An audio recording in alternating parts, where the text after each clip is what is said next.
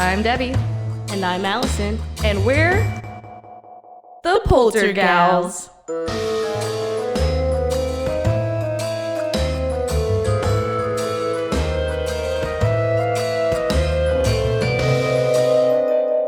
Spooky. Hi, I'm Alison. And I'm Debbie. And we're The Poltergals. This is all you, man. You gotta introduce it. No, I don't even have it on my iPad. Bro. So this is the House of Death in New York, New York. And yeah, this is a Debbie thing. Yeah, Debbie-centric episode. Allison was like, Debbie, this is all you. And I was like, rude, but okay. It's like, you're still here. I'm making her do Amityville for this weekend, our live show, October 22nd. Doing Amity. We're supposed to join. You're supposed to help research too. Okay, well, I did all the research for this episode by myself. So that's fun. And it has crime, and it has mystery, and it has love, and it has romance. So all the things I love. Allison, are you happy? No. Okay, well, again, we're doing Death House. It is located in New York, New York. It is located at 14 West 10th Street. I said West, with like a... You okay? No. Allison's had a bad week. Not really. I just have a whole lot of stuff I'm in a mood, need to do. Allison's just overwhelmed. And then we have our live show Saturday, which I think this episode will actually come out after the live show. Yep. Wah. That's okay, though. So keep an eye out for next week's live podcast episode. It's going to be fun. We already spoiled it on what we're doing, so. This one will actually come out this week, or this coming week. Oh, yeah. Great. So anyway, let's get into doing the damn thing. So the Death House itself is actually a super beautiful house. It's a revivalist Greek brownstone and one of New York's most prominent and beautiful neighborhoods. It was built in 1856 on West 10th Street in Greenwich Village, also known as, of course, the House of Death. It has at one time or another housed many of the city's bright, beautiful, all the up-and-coming affluent people. And we'll get into who is now haunting this house a little later. So, of course, including the wife of the founder of the Metropolitan Underground Railroad and the Broadway Underground Railroad, Mr. James Borman Johnson. And Johnson was responsible for founding a reading room, or like the library, that the famed 10th Street Studio, a collective of studios and galleries, and annual funding for resident artists, unique only to New York City at the time. So just imagine this beautiful house. It's like red brick, all on the street. Rich people waving from the tops of the windows with their hankies out the door, right? Is that what happens? Yes, and then after Mr. James Borman Johnson died, his wealthy widow moved their daughters into the House of Death in the 1880s. And that's where our story begins to pick up. Why does everything like super scary happen in the 1800s? I don't know. So the first nothing good happens. Nothing good happened in the 1800s. Let's just put that out there. But what I'm saying, nothing good as far as hauntings and stuff really happened in the 1900s. I mean, it's just, whatever. Or in the 2000s. Oh wait.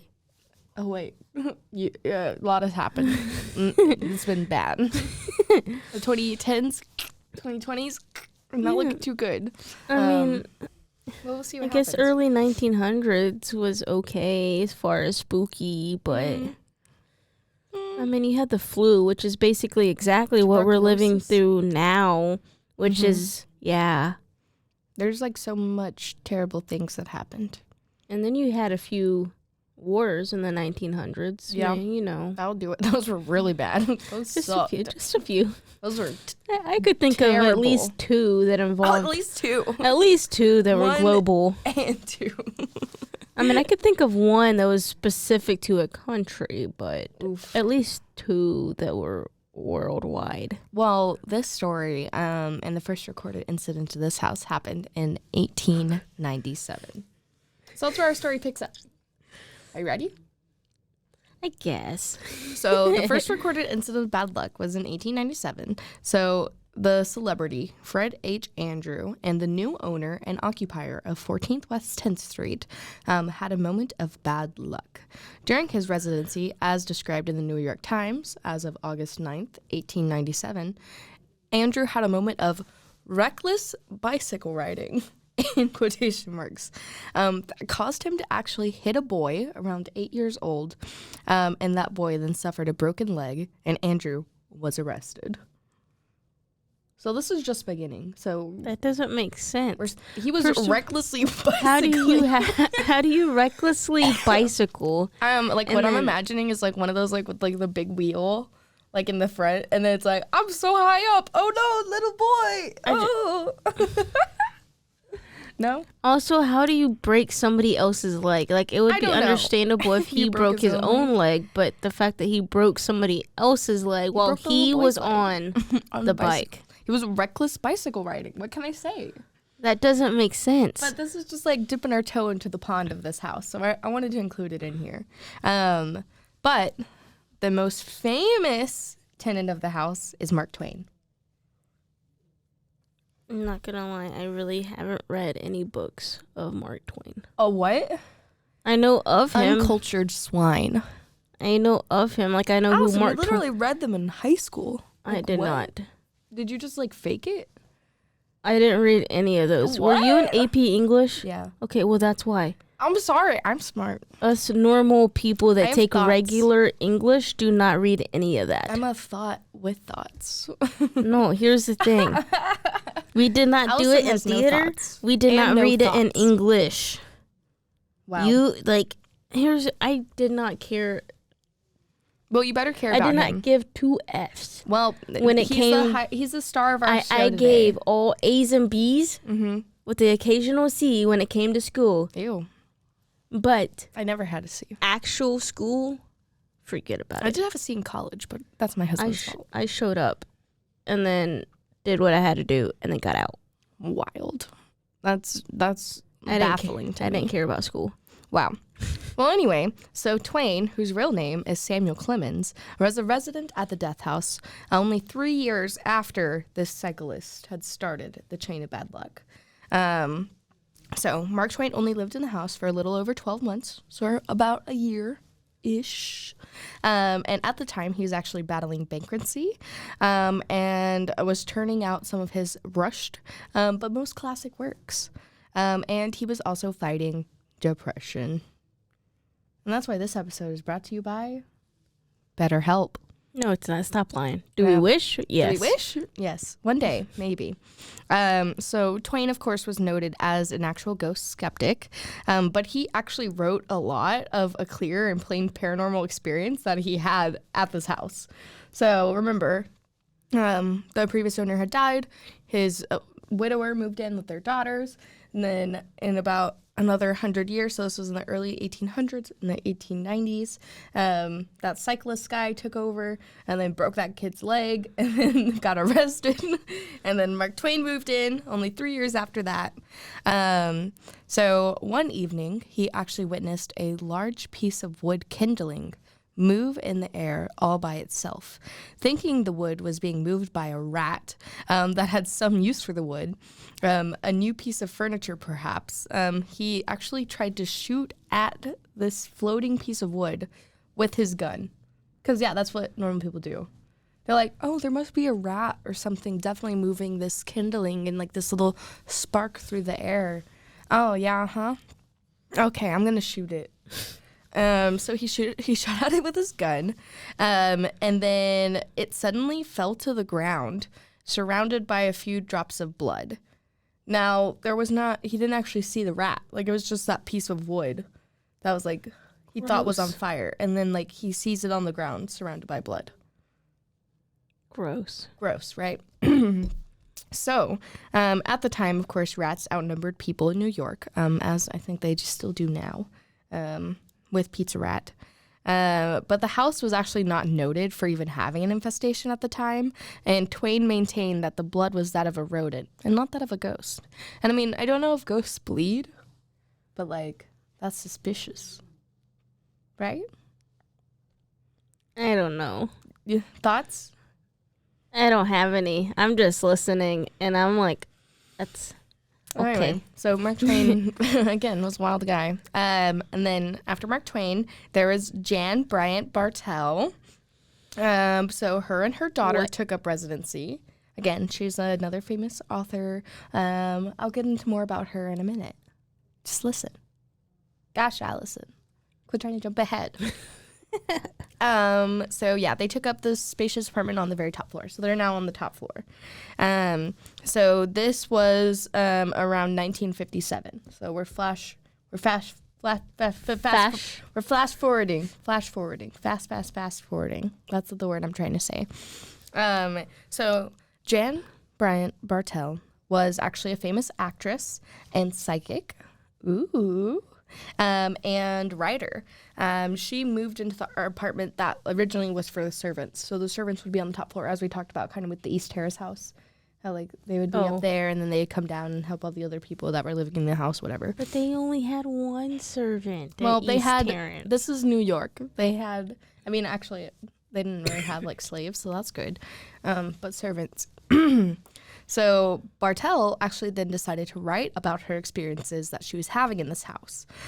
She wrote in a manuscript documenting her psychic experiences with the paranormal while living at 14 West 10th Street.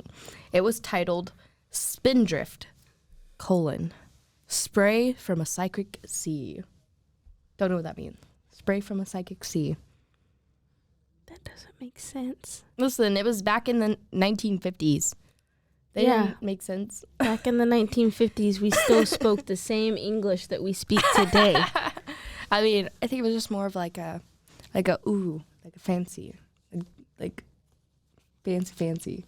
You know? No, that would be the British, and that happened way before the 1950s, my darling. Anyway, so in her book, she vividly recounts what it's like to live in a possessed house, which she believed the house was in fact possessed.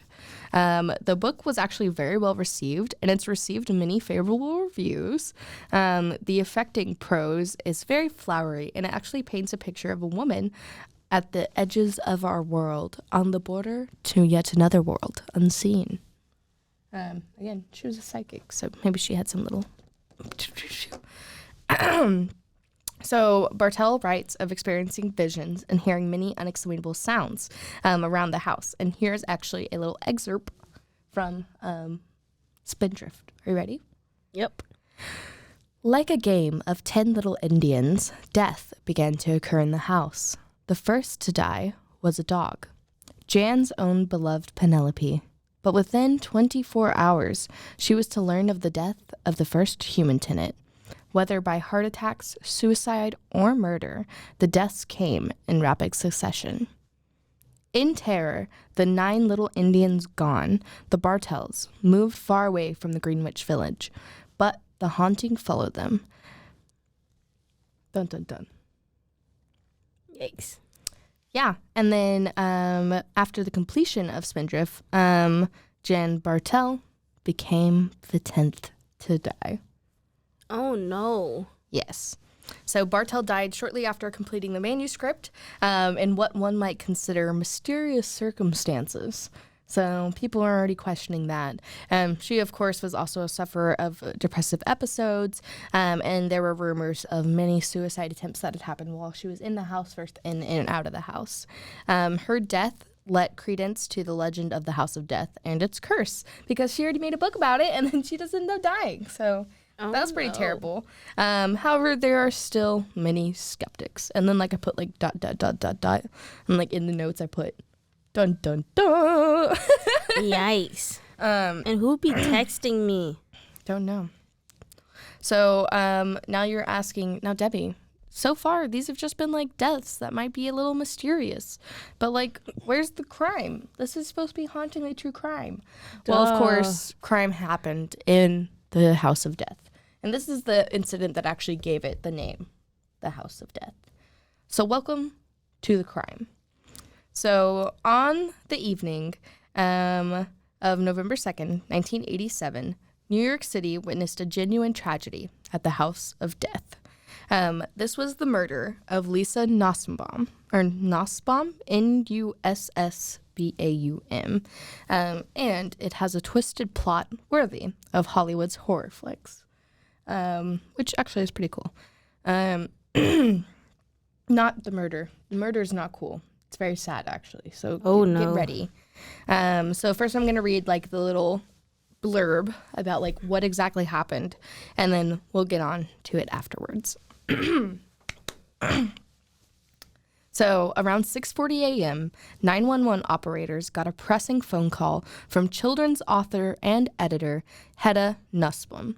Again, a lot of very famous actors and wealthy people lived in this house. So it's not like it was just like any other tenant apartment in New York at the time. So this was a very well-known children's author. Remember that. So she said that her 6-year-old daughter, Lisa, wasn't breathing. So then an ambulance was sent to a Greenwich resident right away. When the paramedics arrived, they were greeted by a very disturbing scene. They found Lisa lying naked and unresponsive on the kitchen floor, and her brother, Mitchell, was tied up in his playpen and soaked, covered in his own urine. Nussbaum herself was covered with bruises and as well as had several broken bones. Investigators at the time also discovered marijuana, cocaine, I don't know what this is, hashish, over 20 crack pipes in the home, and $25,000 in cash in the apartment. Oh my God. Yeah. So again, this was 1987, so that was a lot of cash to just be like laying around in your apartment. That's still a lot of money, like now. Yeah, I mean, if I just had $25,000 in my apartment, that would be crazy. I would not be lying around in my apartment. I would not be lying around in my apartment. Unfortunately, paramedics were regrettably unable to revive Lisa Nussbaum on their way to the hospital. Later, her autopsy actually revealed that the cause of her death was repeated blunt force trauma to her skull. Oh my God. Mm-hmm. Hedda Nussbaum and lawyer Joel Steinberg, who was Lisa's father, again, a well-known lawyer at the time, were both arrested and subsequently charged with first-degree murder. Yikes. Yeah. It was charged that after a cocaine binge, Joel Steinberg, because everybody in the 80s, especially lawyers, did cocaine, abused both Lisa and his wife. That was my brother. Fun. Hedda Nussbaum, again, I feel like I'm pronouncing it different every time, actually avoided a charge in exchange for her testimony against Joel. And then a jury, coincidentally, as a lawyer, found him guilty of manslaughter in the second degree and sentenced him to a term in jail. However, he was released in 2004. Upon his release in 2004, Joel Steinberg left the law behind and took construction jobs. So, just like the Amityville horror house that we're going to be talking about this weekend, the House of Death has become the resident of a real-life monster. Yikes. So it'll be fun. So that is the murder of Lisa Nussbaum. Yikes. So very sad. And then again, after all the other wild stuff that was going on in the house, kind of makes you think, like, what happened? Was this, you know how we talk about, like, did this cause the hauntings? Was there already something in there?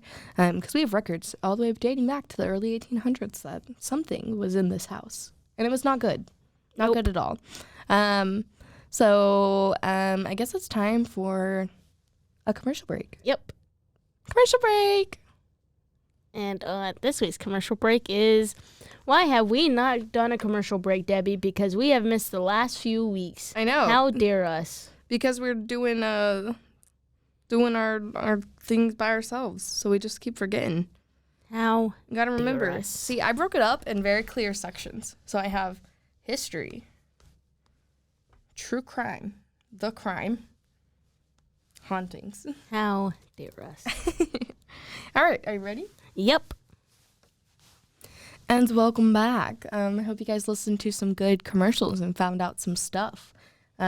It's Girl, time. boo, you know they just listen to us sit here and banter about how we didn't actually do a commercial. Yeah, we keep forgetting to do commercial breaks. So if anytime you guys get like a commercial and you're like, that was pretty sudden, it's because we forgot to do one.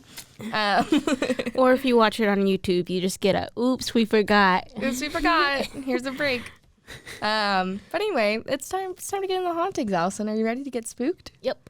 So, since being constructed in the 1850s, near the start of the Civil War, about 22 people have actually died in the home, which is why, again, this is the house of death. See, how come all the good stuff happens in the 1800s? No, nothing good happens in the 1800s. All the good stuff to get you the good spookies. Well, it's pre-1800s that makes it spooky. No, Civil War, bloodshed, our own people. Wars. Listen, man. Oh, wait, we had a few of those in the 1900s, didn't we? Well, listen. The New York Post actually reported that some of the spirits have allegedly never left this building. So out of the 22 people who have died here, there are many a ghost. So, although Twain, starting off with Mark Twain, because, of course, he's the most notable, again, many other people are notable, but Twain did not have many pleasant memories of this house. He can actually still be seen roaming the stairwell of the House of Death. Subsequent occupants have actually seen his visage? How do you pronounce that? Debbie, we both know, and I'm Allison sure does not everybody know. at this point that has ever listened to this show If you've knows listened to a single English episode. is not my strong suit, despite the fact Well, it's it's because the she's never read a only book. As language. I even have a book right here. What you technically have 2 books? Okay, I trust What you you. mean? I don't read You did read a books. book for Lizzie Borden. Okay. Exactly. Well, So I semi know how to she read. semi knows how to read. Not big words, though. But anyway, so they can still see him trudging up and down the stairs, and commonly considered the most haunted section of the home, so the staircase. He may also be responsible for disembodied marching sounds that have been heard everywhere in the vacant parts of the house. So he was just known to kind of like pace back and forth, especially when he was thinking.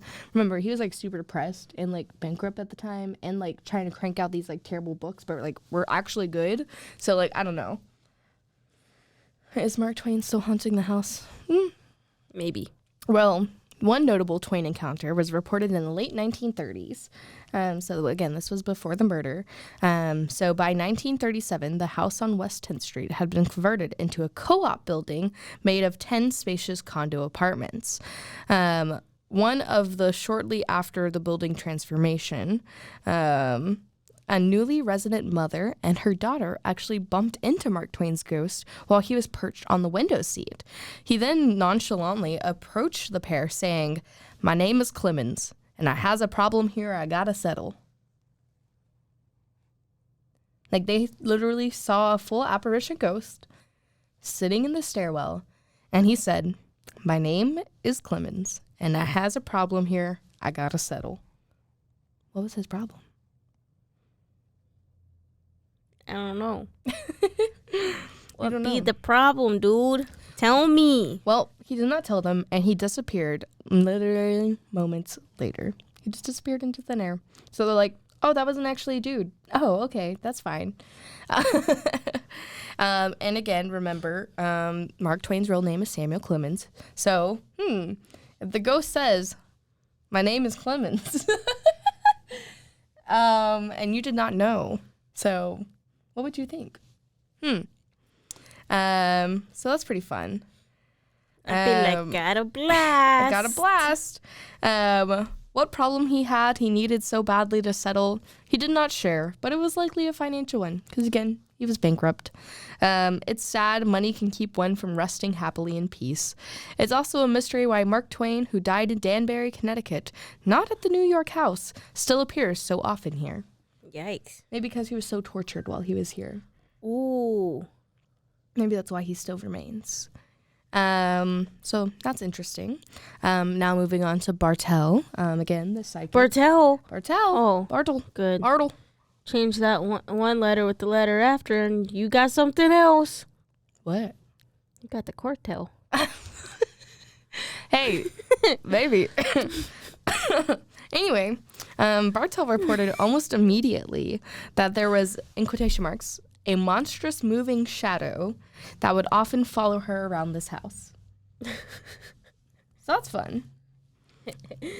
Can I just say? What? I wouldn't be surprised if I get a call from my dad about the whole change the B with this letter after it.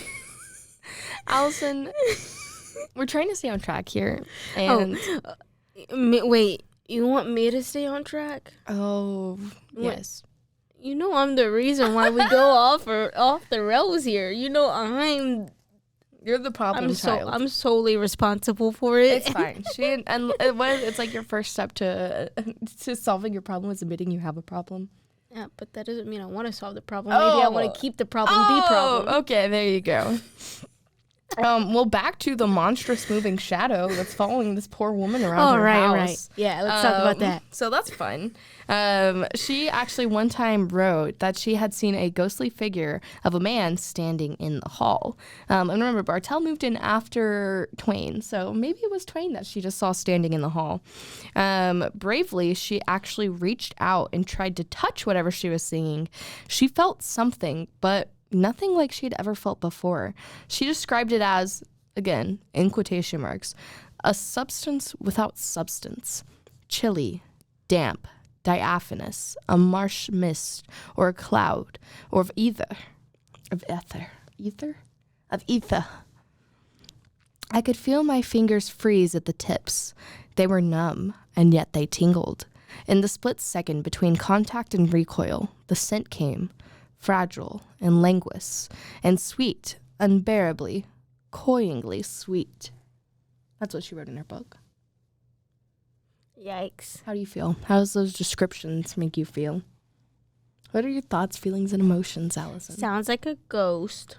Oh, does it? Yep. That's why I put it in the haunting section. Sounds like you just got yourself a ghost, because ghosts are known to, feel cold, look like dark shadows, make your body feel cold and go numb. So sounds like she just got herself a normal ghost on her hands. There we go, yeah. And quite literally. At the tip of her finger. On the tip of her finger, her freezing fingertips. Wow. So this unusual scent was not the only odd and bitter scent the Bartell family reported smelling during their time in the House of Death. So there was food that was, first of all, not purchased by them and already rotting, as if it had been sitting around for days, would just suddenly appear on their kitchen table. So food would show up that they didn't buy for days, had been rotting, but it had just showed up. Now, I wouldn't mind the free food showing up on my table. Yeah. But the rotting part, now we got a problem, man. Like, if you want, listen, Ghosty, if you want to come bring free food on the table, just make sure everybody can eat it, man. Come on. Yeah.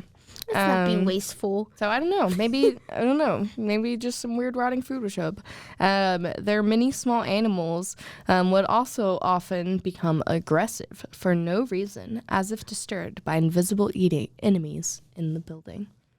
So like she had like little animals, her little, I imagine her like this like rich socialite with like a little bag dog. And her little bag dog would be like, yap, yap, yap, there's a monster in that corner. And again, this is why we need to trust the pets. Trust the pets. Allison doesn't have any pets, so I don't trust her. Actually, I do have a pet. Thank you. It's not at your house. That's not my problem. Well, yeah, it is, because it's not your pet. It technically is my pet.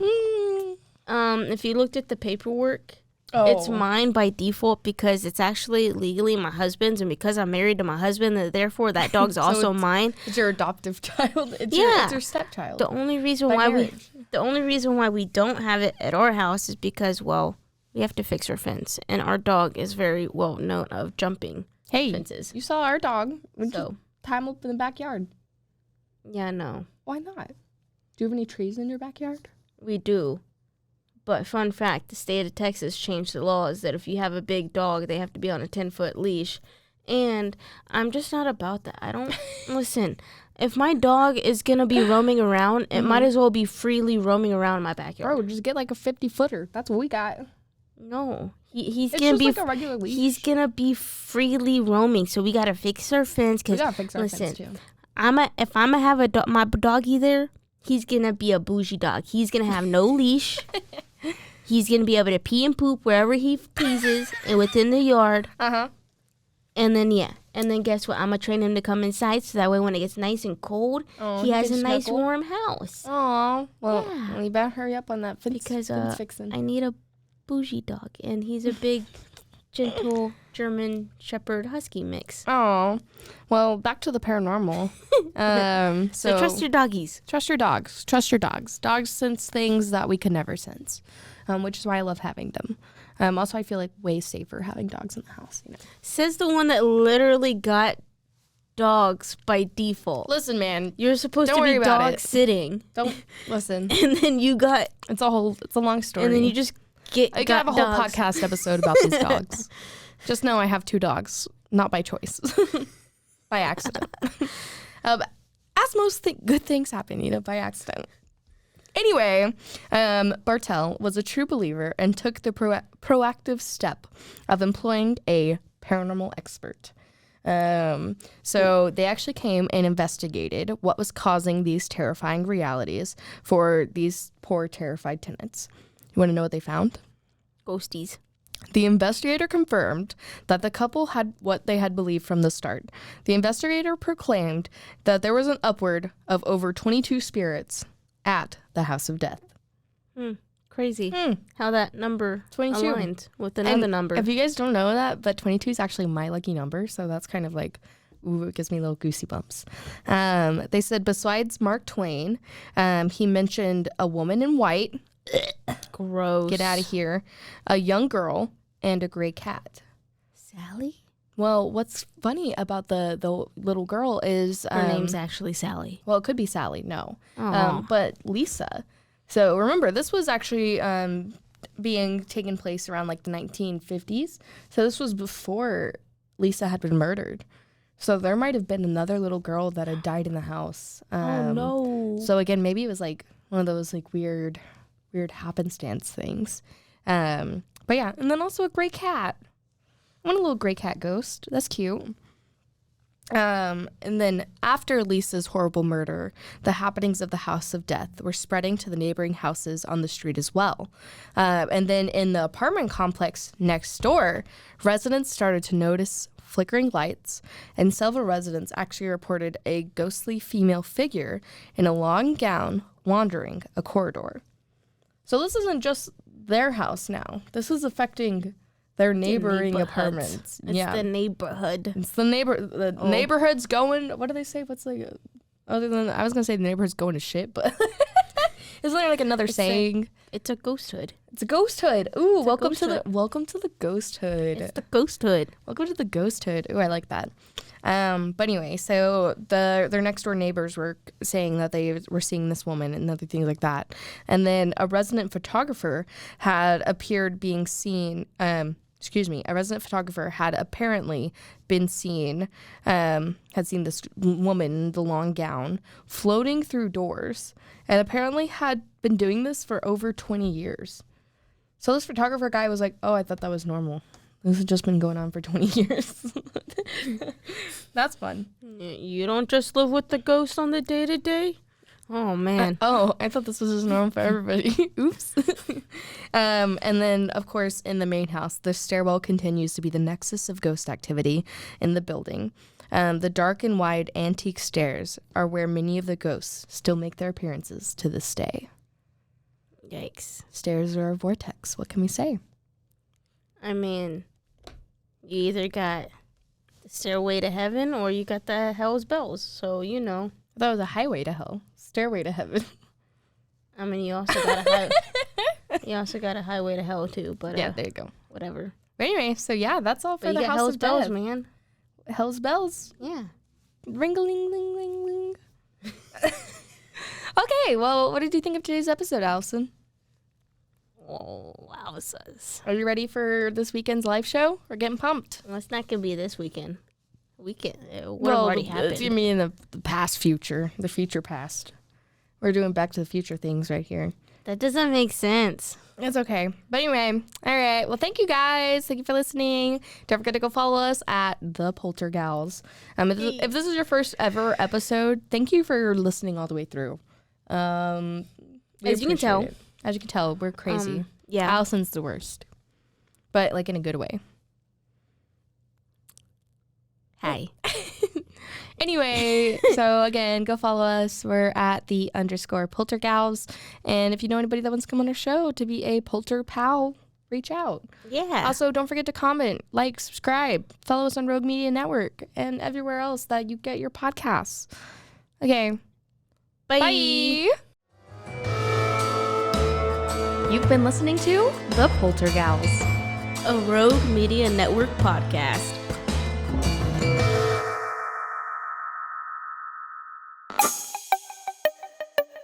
This has been a Rogue Media podcast.